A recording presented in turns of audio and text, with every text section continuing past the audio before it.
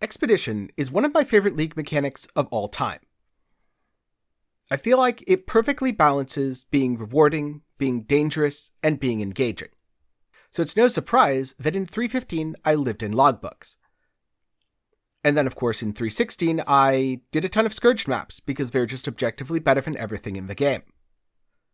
But now that we're back to 3.17 and there's no more Scourge, I of course went back to living in logbooks. And so today is going to be the first video in my Expedition series where I outline some of the strategies that I use, as how you do logbooks has certainly evolved since 3.15 due to the fact that artifacts are no longer tradable. In the past, it was best to do as many logbooks as quickly as you could, and then sell all the artifacts, use that money to buy more logbooks, and continue the cycle of profit. Now, unfortunately, you can't do that.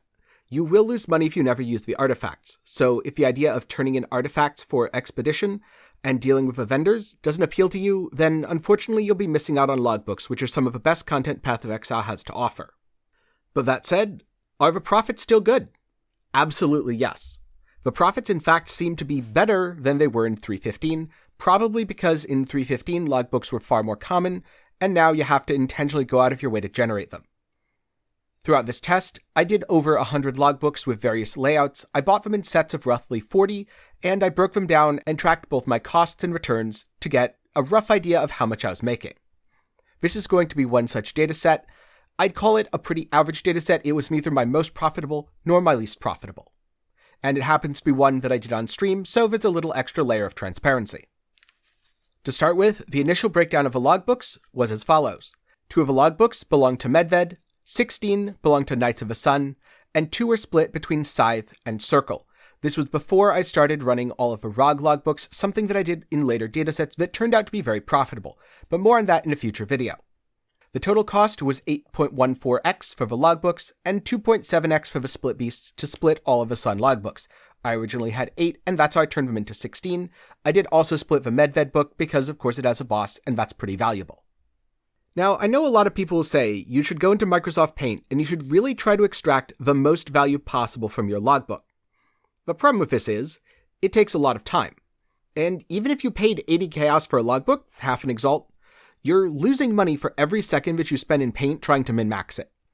So when I go into a logbook, right at the start, I hit tab, I bring up the map, I look, is there a boss, is there an underground area, anything really important that I'd want to target? If there is, I kind of make a mental note of that, and I plan to move in that direction by a certain point. Because you obviously want to grab bosses towards the end, not near the beginning. From there, my early priority is to grab as many remnants as possible. In particular, I want to focus on remnants that affect runic monsters, especially those that increase the artifacts they drop. The ultimate goal of this is to get as many artifacts as possible. Random drops, including stacked decks, essences, and fractured items, can all be valuable and are all worth taking if you happen to path near them. Runic monsters are duplicated is an excellent remnant, though it appears pretty rarely. But what's going to make you money consistently over a lot of logbooks is the artifacts, so that should be your main focus. Anything else that you get on top of that is icing on the cake. Once I've put a few explosives down, and I now have some remnant effects that will be rolling over onto all the future monsters and chests, that's when I start to focus on runic monsters. Runic monsters are where a majority of your artifacts come from, and therefore a majority of your profits. They also drop rerolls quite consistently. And you'll need rerolls, and not having to buy them is quite nice. In fact, they often drop so many that you'll get more than you can possibly use. So once I've put the first few down, I then start prioritizing runic monsters. From there, as I move through, and as I move towards the end of the explosive chain, I'll look for things like underground areas, small side rooms that contain chests, or of course bosses. If you have a boss, you always want it as close to the end as possible, so it inherits the most modifiers and therefore has the best possible drops. Yes, this will mean it's incredibly dangerous, and yes, you can end up in a lot of trouble if you don't read the modifiers correctly, but with a greater risk comes greater reward. Personally, I don't really read the modifiers that I'm doing too much. I will avoid immune to fire since my build deals fire damage, so I can't do it. And beyond that, nothing else matters. Things like giving enemies a 100% chance to block can be problematic. Giving them 60% less damage taken can be problematic. Making them immune to critical strikes will brick your build if you're a cast on crit build. Making them immune to ignite will brick your build if you're an ignite build. Luckily, as a righteous fire build, I didn't have any of those problems, and if I ever died because I made something too rippy, I just took that as feedback from the game that I needed to make my build better and get even tankier. Something that I was more than capable of doing. But ultimately, one of the most important factors when it comes to your logbooks is the layout. For example, if you're running the Vol Temple layout, it's really hard to mess it up. There are remnants and runic monsters absolutely everywhere. On the other hand, if you're doing something like Scrublands, it's very sparse. Now, I'm not going to go over every single layout, but I will say that I've always preferred Vol Temple and Forest Ruins whenever possible. Beyond that, running Volcanic Island, Exile Outskirts, Desert Ruins, Dried Riverbed, Shipwreck Reef, or Karui Wargraves were all pretty decent for me. They weren't the best, they were certainly not as good as Forest Ruins or Vol Temple, but they were decent enough that if I got them, I wouldn't complain. And the one from my experience that's the absolute worst would be Rotting Temple. That wins the Never Run This award, possibly tied with Mountainside, as that one also has a really unpleasant layout setup. So far, I've talked about how I run logbooks. Now, over the next few days, I'll be releasing videos focusing on Dannig, Tujen, and Rog, and how you should use the artifacts that you get from this to make as much profit as you can. So, if you found this video helpful, be sure to leave a like, and if you're going to farm logbooks for yourself, sub to the channel and ring the bell to be notified whenever I upload so that you can see when those videos come out. Now, as this video is getting a bit long, it's quite a lot of talking, and talking can be thirsty work, so I have a water bottle, and if you want a water bottle either with my classic logo or a special Arch Nemesis version, you can find it down at my merch shop, which will be in the description below. But for now, here's a more detailed breakdown of the logbooks that I ran, the artifacts that I got, and the total profits. So let's use the 36 logbooks that I ran as an example. What did I end up getting back? Remember, it cost me about 11 exalts in total input. The total output is going to be split over the loot that I got, the literal drops, and also the artifacts. I'll be addressing how I use the artifacts and exactly how much profit I make from them in a future video, but for now, let's go over them quickly. So to start with Broken Circle, the logbooks I did the least of. 6,398 lesser, 5,046 greater, 3,595 grand, and 627 exceptional. Out of all of them, this is the least impactful for me because what I tend to do is I will sell my Grand Broken Circle over on TFT.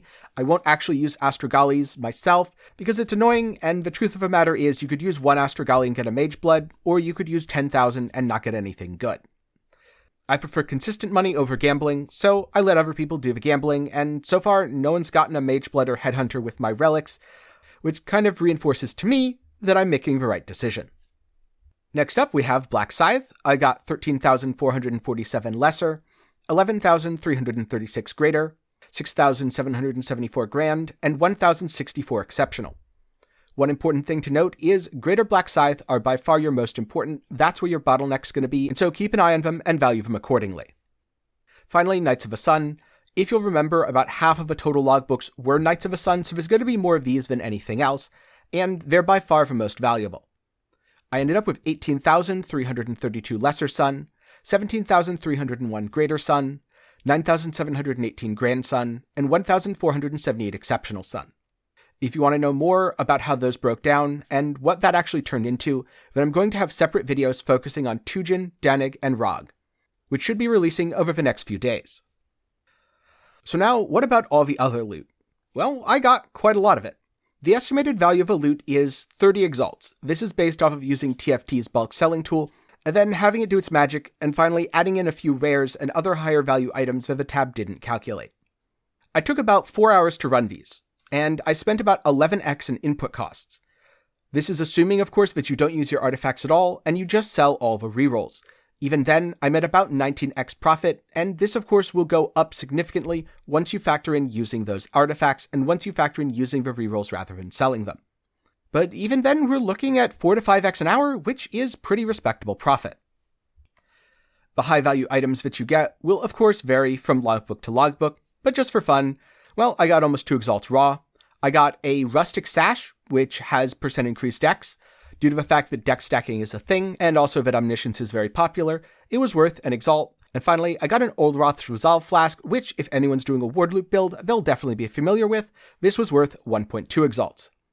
So around 4 exalts, or 13% of the net total, was just the high value items. Hopefully this goes to demonstrate that when you're getting a lot of drops and when you're looking for, oh, I didn't make that much money because I didn't get an exalt, remember, high value items are only a fraction of your total profits. Most of your profits will come from all the other junk that you picked up, kind of tossed in your tab and forgot about.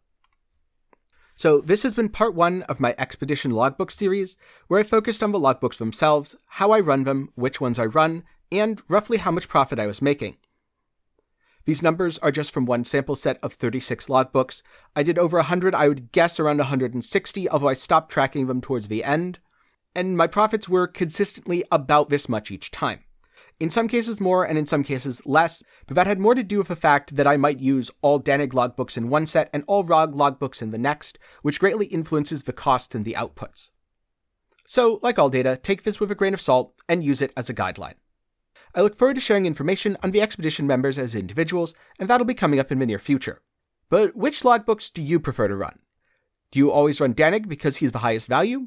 Or do you always run ROG because you love crafting? Is there a specific layout you like, or is there a specific layout you detest? Be sure to let me know down in the comments below. Thank you for watching. If you have any questions, be sure to put them down in the comments below, or join the Discord, where you can ask questions, get build help, and hang out with the community.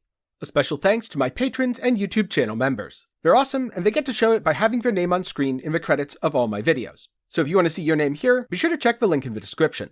For more general gaming content, check out my second channel, 10 Gaming Thoughts, and if you want a water bottle or a cool shirt, I have a link to my official merch shop in the description. I hope you learned something today, and I hope to see you again sometime soon.